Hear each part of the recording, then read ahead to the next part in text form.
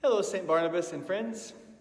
You know, it has taken me the last 18 months to ever really work up much sympathy for the people of Israel in their time in the wilderness after they were delivered from slavery in Egypt. You know what happened, right? They wanted to go back.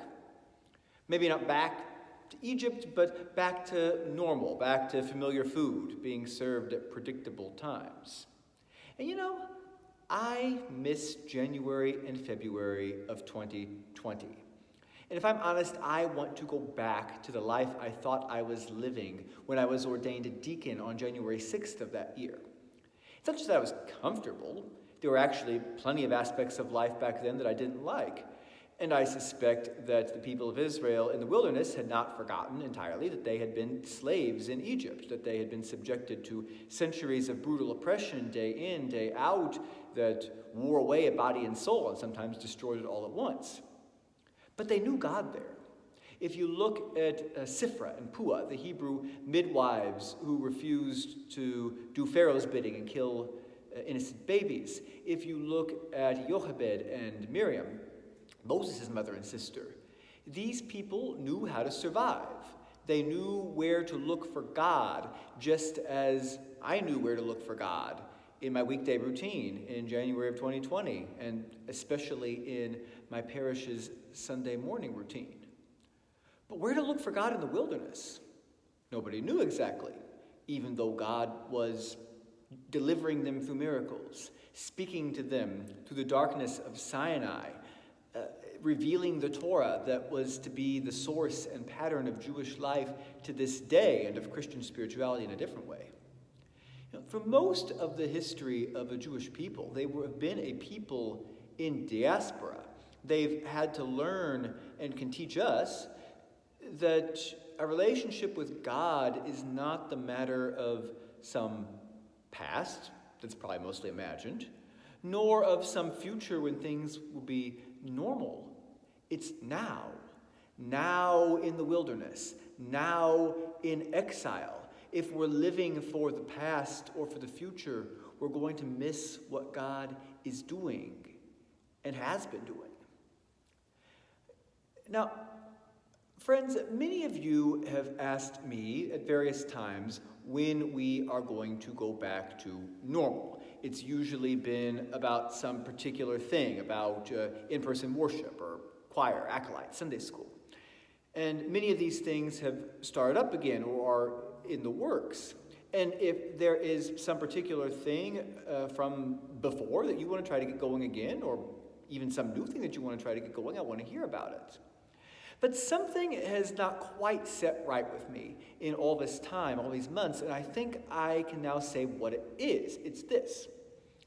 Our goal is not to go back to normal. There's no normal to go back to. God is not calling us to normal. I am, in theory, open to any suggestion about what we might do as a parish, but I want to be sure that we are asking the right questions. And the right question is not, when do we go back to how things were, but what is God calling us to be and to become, and how do we do that? Or a related question, what has God been doing with us, and how do we keep it up? How do we live and love like Jesus and help others to do the same, as our friend Canon Rob likes to say? I came to this parish, to this community, well into the pandemic. So I have never seen St. Barnabas be normal. But I've seen you be great. I've seen the way that you have come together as you were able, the way that you fellowship, the way that you take care of one another, including the ways that you all have consistently helped out with a parishioner who's had a lot of urgent and demanding needs over a long period of time. I've seen the ways that a committed group of you have been in a process to discern how to name the realities of racism that you experience and how to help our church imagine a way through racism. There are things I want to do and haven't been able to do. There are frustrations. But having never seen what life was like in the time before, I have never had the sense that anything fundamental was missing. Now, to come at length to the question of worship times, and I know that that's why many of you are watching this video, our vestry met to discuss this on Sunday, and the consensus was that the time is not right to return to two services on Sunday mornings.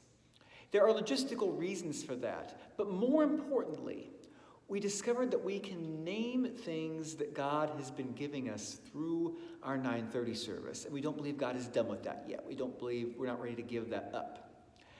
Now, we are aware that there were probably things that God was giving us through our old worship schedule, and maybe things that we need to retrieve, and that's where you come in. We need to know what those things are. So I've created a survey. Please take it. It largely consists of open-ended questions, so it will require some thought on your part. I thank you in advance for your time. But your answers will help us answer not the incidental question of when, and indeed whether, to return to two services, but the bigger, more fundamental question: what does God want our worship life to be? What does God want the whole life of our parish to be? It's not going to be normal, I guarantee you that, but I bet it's going to be great. So thank you for taking the survey. You can get to it on Realm. If you can't get to it there, you can just email me and I'll shoot it to you. Thank you, and thank you for all the ways that you are faithful to God and to the life of our parish. Keep being awesome, and I hope to see many of you on Sunday. God bless.